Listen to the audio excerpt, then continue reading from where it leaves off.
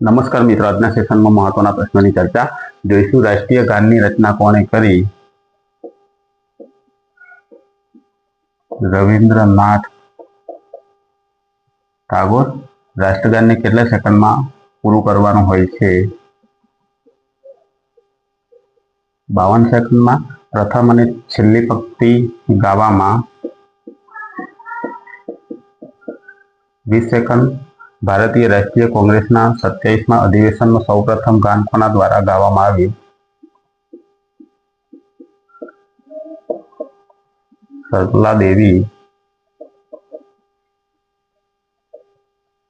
ચૌધરાણી દ્વારા. ભારત ભાગ્ય વિધાતા તરીકે શીર્ષક કઈ પત્રિકામાં પ્રથમ પ્રકાશિત થયું?